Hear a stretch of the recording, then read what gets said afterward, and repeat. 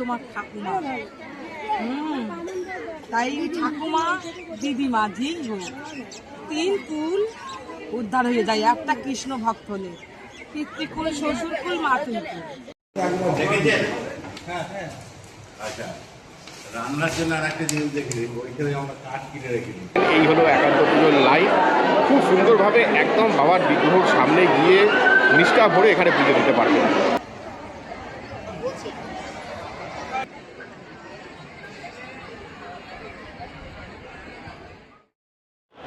Good morning. একটা নতুন সকাল আর একটা নতুন ডেস্টিনেশন। ট্রাভেল উইথ কুন্তল চ্যানেলের নতুন একটা বেড়ানোর গল্পে আপনাদের সবাইকে স্বাগত। আজকে 8ই মার্চ 2026, ঘড়িতে বাজে 7:37। এখন দাঁড়িয়ে আছি শিয়ালদা স্টেশনের একদম সামনে। আজকে আমাদের ডেস্টিনেশন চাকলাধাম। চাকলা লোকনাথ মন্দিরে কিভাবে যাব, পুজো দেবার নিয়ম, ভোগ প্রসাদ কখন পাওয়া যায়, এই সমস্ত নিয়েই আজকে আমাদের এই বেড়ানোর গল্প। সঙ্গে থাকবেন, খুব সুন্দর একটা ভিডিও আসতে চলেছে। রনে বনে জলে জঙ্গলে যেখানেই বিপদে পড়িবে আমাকে স্মরণ করিও, আমি রক্ষা করিব। বাবা লোকনাথের এই বাণী লাখো ভক্তর হৃদয় বিরাজ করছে। চলুন আজকের এই যাত্রায় আমরা অনুভব করি চাকলা লোকনাথ মন্দিরের আধ্যাত্মিক পরিবেশ, তার ইতিহাস আর ভক্তদের অগাধ বিশ্বাসের গল্প। ঘড়িতে বাজে 8:10। শিয়ালদা স্টেশনের 10 নম্বর প্ল্যাটফর্ম থেকে আমাদের ট্রেন ছেড়ে দিল। চাকলা লোকনাথ বাবার মন্দিরে যেতে হলে আমাদেরকে নামতে হবে গুমা স্টেশনে। তো শিয়ালদা থেকে গুমা স্টেশনের ডিস্টেন্স হচ্ছে 37 কিলোমিটার, আর সময় লাগবে প্রায় 1 ঘন্টা 3 মিনিট। শিয়ালদা থেকে গুমা স্টেশন যেতে ভাড়া লাগে মাত্র 10 টাকা। আর সকাল থেকে আছে প্রচুর ট্রেন। আছে Sealdah Bongaon local, Sealdah Habra local, Sealdah Gobardanga local, Sealdah Thakurnagar local. Chakladham সড়ক পথে যেতে হলে বারাসাত থেকে যে রাস্তাটি বসিরহাটের দিকে গিয়েছে সেই রাস্তা দিয়ে আপনারা চাকলাধাম যেতে পারবেন। এছাড়াও যশোর রোড ধরে গুমা চৌমাথা দিয়ে ডান দিকে ঢুকে গিয়ে আপনারা চাকলা পৌঁছে যেতে পারেন। ঘড়িতে বাজে 9:17। এসে গেছি গুমা স্টেশনে। আর গুমা স্টেশনের বাইরে থেকে অটো বা টোটো ধরে নিয়ে আমরা যাব চাকলা লোকনাথ বাবার মন্দির। আর একটু আপনাদেরকে দেখিয়ে দিই, ঠিক ট্রেনটা যেদিকে আসছে ওদিক দিয়েই আমরা হাঁটা লাগাবো। লাগিয়ে উল্টোপারে হচ্ছে 1 নম্বর প্ল্যাটফর্ম, ওখান থেকে বেরিয়ে আমরা অটো বা টোটো ধরে নেব। গুমা স্টেশনের বাইরে থেকে আমরা মোটর ভ্যান ভাড়া করে নিলাম। তো এই মোটর ভ্যান আমাদের ডাইরেক্ট পৌঁছে দেবে চাকলা লোকনাথ বাবার মন্দির। গুমা স্টেশন থেকে চাকলা লোকনাথ বাবার মন্দিরের ডিস্টেন্স হচ্ছে 12 কিলোমিটার। সময় লাগে 20 থেকে 25 মিনিট। আর ভাড়া পড়লো পার হেড 30 টাকা।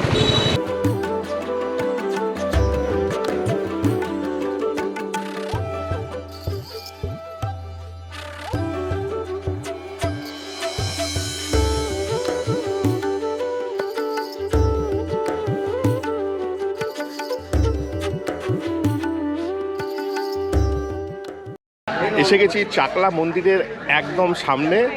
তবে আসতে সময় লাগলো মোটামুটি প্রায় 40 মিনিটের মতো। রাস্তাটা কিন্তু কম নয়, 12 কিলোমিটার রাস্তা। আর এই দেখুন মন্দিরের সামনে প্রচুর পূজা সামগ্রীর দোকান রয়েছে। আর এখানে পার্কিংয়েরও জায়গা আছে, আপনারা 2 হুইলার 4 হুইলার আনলে পার্কিংও করে নিতে পারবেন।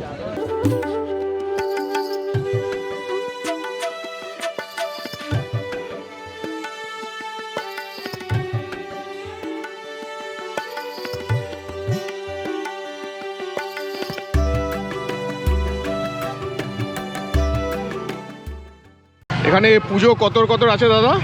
অ্যাকচুয়ালি পুজোটাও ব্যক্তিগত ব্যাপার, যার যেমনি ইচ্ছা। আমাদের শুরু হলো 51 দিয়ে, 51, 101, 151, বেশি কম, যার যেমনি ইচ্ছা, যার যেমনি ইচ্ছা পুজো দেবে, কোনো ব্যাপার। তো চলুন এবারে মন্দিরে প্রবেশ করা যাক। আর মন্দিরে প্রবেশ করার সাথে সাথেই ডান দিকে একটা এরিয়া পড়বে, এখানে আপনারা গাড়ি পার্কিং করতে পারবেন। আর বাঁদিকে কাউন্টার আছে, এই কাউন্টারেই ভোগের কুপন পাবেন।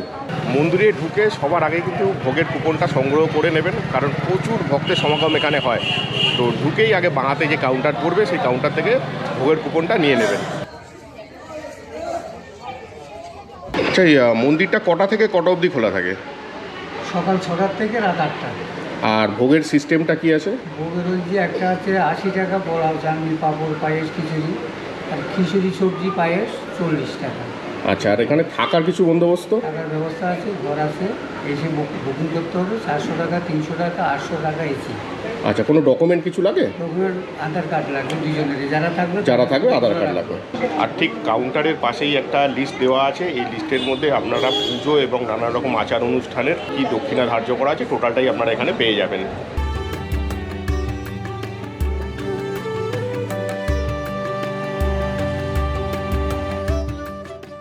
আচ্ছা, এখানে একটাও সিস্টেম আছে, একান্তে আপনি পুজো দিতে পারবেন। যদি চান যে বাবাকে একদম সামনে দাঁড়িয়ে ভালোভাবে একা পুজো দেবেন, সেটাও এখানে সিস্টেম রয়েছে। তার জন্য দক্ষিণা 101 টাকা।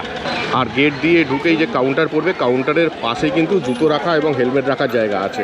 এখানে জুতো রেখে হেলমেট রেখে আপনারা মূল মন্দিরে প্রবেশ করতে পারবেন। রাজভোগের জন্য কুপন নিয়েছি, তবে আর একটা জিনিস বলে রাখি, এখানে যদি আপনারা চান পার্সেলেরও ব্যবস্থা আছে। বাড়ির যদি কেউ আসতে না পারে তাদের জন্য কিন্তু আপনি ভোগ পার্সেল হিসেবেও নিয়ে যেতে পারবেন। তো চলুন এবারে মূল মন্দিরে প্রবেশ করা যাক।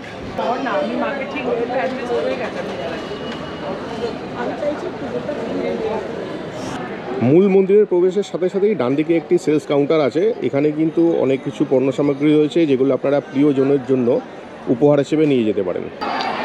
আর এই হলো নাট মন্দির, আর তার ঠিক পাশেই হচ্ছে বাবা লোকনাথের মূল মন্দির।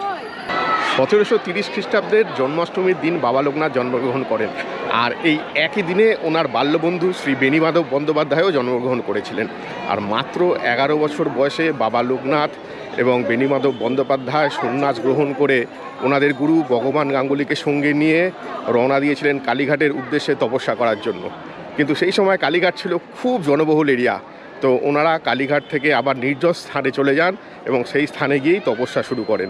এবং পরবর্তীকালে আরও ঘোর তপস্যার জন্য ওনারা হিমালয়কে বেছে নেন এবং দীর্ঘদিন হিমালয়তে তপস্যা করার পর ওনারা বেরিয়ে যান ভ্রমণের উদ্দেশ্যে মক্কায়। দীর্ঘদিন মক্কায় ভ্রমণের পরে ওনারা ভারতবর্ষের বারাণসীতে ফিরে আসেন এবং সেই সময় ভগবান গাঙ্গুলির প্রচুর বয়স হয়ে যাওয়ার ফলে শিষ্যদের দায়িত্ব উনি তৈলঙ্গ স্বামীর হাতে সঁপে দেন। পরবর্তীকালে বাবা লোকনাথ এবং ওনার বন্ধু বেণীমাধব বন্দ্যোপাধ্যায় বেরিয়ে পড়ে বিশ্বভ্রমণের উদ্দেশ্যে এবং বিশ্বের নানান জায়গায় ওনারা ঘুরে বেড়ানোর পরে আবার ভারতবর্ষে ফিরে আসেন এবং সেখান থেকে ওনার বাল্যবন্ধু বেণীমাধব বন্দ্যোপাধ্যায় চলে যান কামাখ্যার উদ্দেশ্যে এবং বাবা লোকনাথ চলে যান বাংলাদেশের বারদিতে এবং বাংলাদেশের বারদিতেই উনি শেষ জীবনটা কাটিয়েছিলেন। আচ্ছা, মন্দিরের পাশেই আছে যজ্ঞ মণ্ডপ। এই মণ্ডপে যখন বিশেষ বিশেষ অনুষ্ঠানগুলো হয়, অর্থাৎ জন্মাষ্টমীর দিনে বাবার জন্মদিন এবং বাবার যে তিরোধান দিবস 19শে জ্যৈষ্ঠ, সেই সময় কিন্তু এখানে বড় করে যজ্ঞ হয়।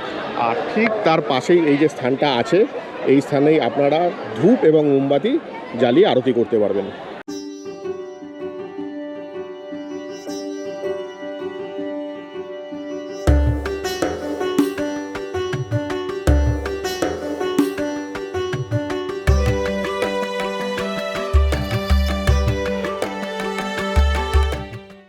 তো চলুন এবারে নাট মন্দির ঘুরে তারপরে মন্দিরে প্রবেশ করা যাক।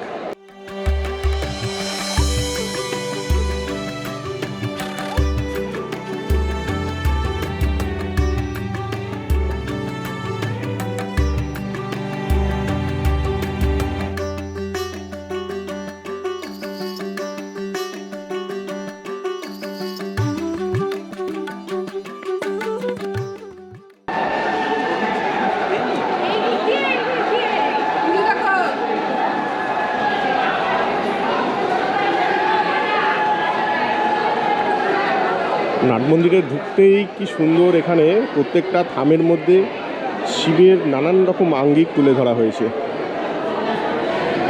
নাট মন্দিরের একদম ভিতরে সোজা এসে বাবা লোকনাথের বিগ্রহ আছে, আর বাঁদিকের মন্দিরে আছে তৈলঙ্গ স্বামীর বিগ্রহ, আর ডান দিকে আছে বাবা লোকনাথের বাল্যবন্ধু বেণীমাধব বন্দ্যোপাধ্যায়ের বিগ্রহ।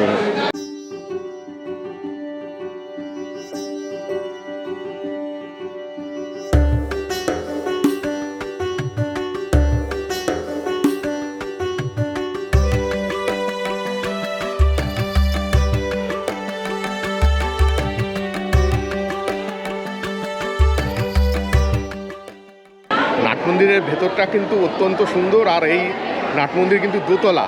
তো চলুন উপরের তলাটাও দেখে নেওয়া যাক। সত্যি নাট মন্দিরের উপরে এসে এত সুন্দর পরিবেশ, মনটা একদম শান্তিতে ভরে গেল। তো চলুন মন্দিরের ভিতর বিগ্রহগুলো দর্শন করে নিই। নাট মন্দিরের ওপরে 3টি মন্দির আছে। একদম বাঁদিকে হচ্ছে সিদ্ধিদাতা গণেশের মন্দির, আর একদম মাঝখানে বাবা লোকনাথ এবং জগন্নাথ বলরাম সুভদ্রার মন্দির, আর একদম ডান দিকে আছে বাবা শিব এবং মাতা অন্নপূর্ণার মন্দির।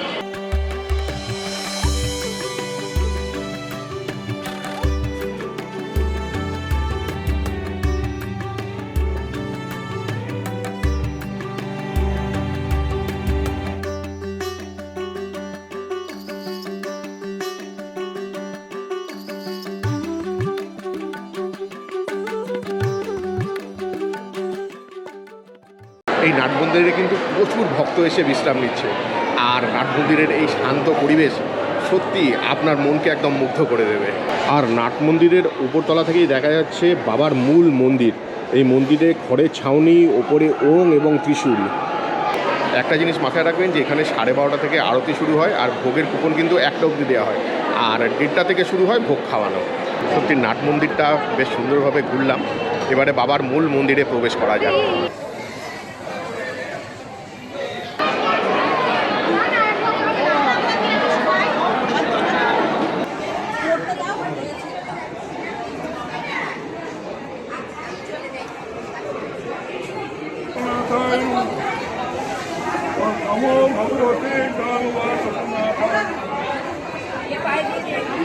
এই হলো একান্ত পুজোর লাইন। খুব সুন্দরভাবে একদম বাবার বিগ্রহর সামনে গিয়ে নিষ্ঠা ভরে এখানে পুজো দিতে পারবেন।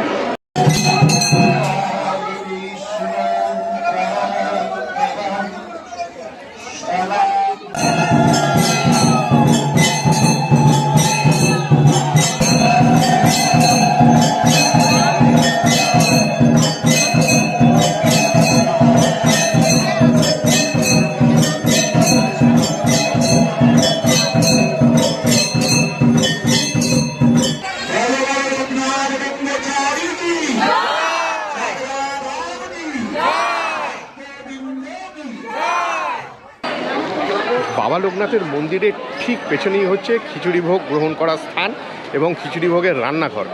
একটা জিনিস বলে রাখি যে রাজভোগ আর খিচুড়ি ভোগ 2 ধরনের ভোগ এখানে পাওয়া যায়। রাজভোগ 80 টাকা আর খিচুড়ি ভোগ হচ্ছে 40 টাকা। তো চলুন খিচুড়ি ভোগ খাবার স্থান এবং বাবা লোকনাথের যে রান্নাঘর এখানে আছে ভোগ তৈরি, সেই রান্নাঘরটাও আমরা এবারে দেখে নেব। আচ্ছা, এই যে স্থানে এসেছি এই স্থানেতেই বাবার খিচুড়ি ভোগ দেওয়া হয়। আর দেখুন কত বড় জায়গা, আর একসঙ্গে বহু ভক্ত কিন্তু এখানে বসে প্রসাদ গ্রহণ করতে পারবে।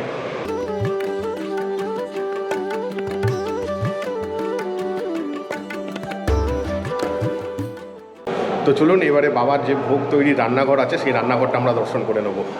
আর এই হলো বাবার ভোগ তৈরির রান্নাঘর। দেখুন কত বড় বড় উনুন, কড়া। এখানে বাবার ভোগ তৈরি হয় এবং প্রত্যেক দিন শয়ে শয়ে হাজার হাজারে মানুষ এখানে এসে এই ভোগ গ্রহণ করেন।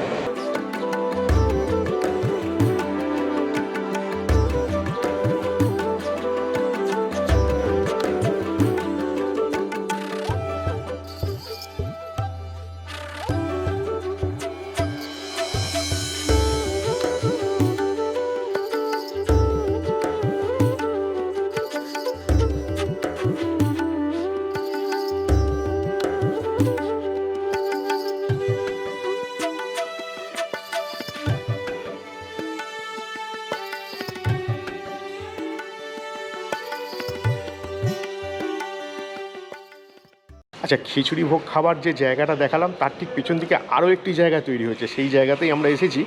একবার দেখুন এই জায়গাটা কত বড় জায়গা। এখানে যা শুনলাম যে এই জায়গায় বসে একসাথে কয়েক হাজার লোক একসঙ্গে প্রসাদ গ্রহণ করতে পারবে। সত্যি যে স্থানে এসে হাজার হাজার ভক্ত প্রসাদ গ্রহণ করে সেই প্রসাদ তৈরির রান্নাঘরটা দেখে মুগ্ধ হয়ে গেলাম। এবং এখানে এসে জানলাম প্রত্যেক দিন প্রায় গড়ে 1000 লোক কিন্তু প্রসাদ গ্রহণ করে এবং অনুষ্ঠান এবং ছুটির দিনগুলো আরও বেশি ভক্তের সমাগম হয়। আচ্ছা, এই হলো বাবা লোকনাথের মন্দির, আর মন্দিরের ঠিক একেবারেই উল্টো দিকে তৈরি হয়েছে গেস্ট হাউস। আপনারা যদি কেউ এখানে এসে থাকতেও চান খুব সহজেই এখানে কিন্তু আপনারা থাকতে পারবেন। মন্দির সংলগ্ন গেস্ট হাউসে রুম ভাড়া 300 টাকা এবং 400 টাকা নন এসি, আর এসির জন্য 800 টাকা। মন্দিরে পৌঁছে আপনারা ওখানে রুম বুক করে নিতে পারবেন। গেস্ট হাউসে থাকতে হলে অবশ্যই নিজের পরিচয়পত্র সঙ্গে রাখবেন। এখানে রেলিং আছে, এইখান থেকেই কিন্তু শুরু হচ্ছে রাজভোগ খাবার লাইন। এই মন্দিরের পাশ দিয়ে সোজা একদম।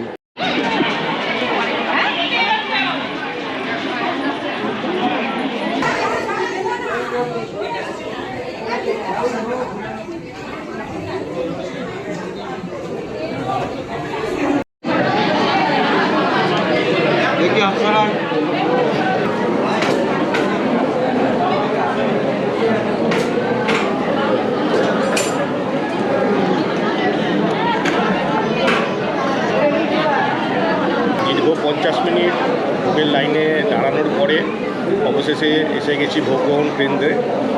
তো দিয়ে দিয়েছে খিচুড়ি আর তার সাথে একটা সবজি। এরকম স্থানে এসে বাবার প্রসাদ পাওয়ার মজাই আলাদা। তো বাবার নাম নিয়ে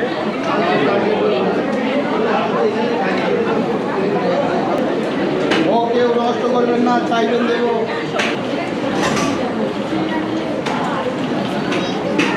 বারবার চাইবেন দেবো, নষ্ট করবেন না।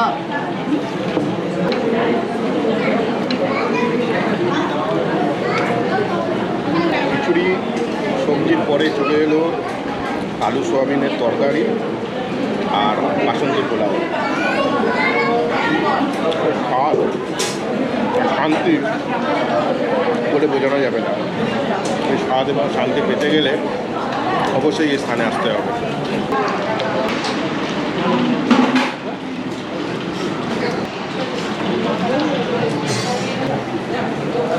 আর সবার শেষে পায়েস। দারুণ। সত্যি বাবা লোকনাথের এই চাকলাধাম মন্দিরে এসে মনটা শান্তিতে ভরে গেছে।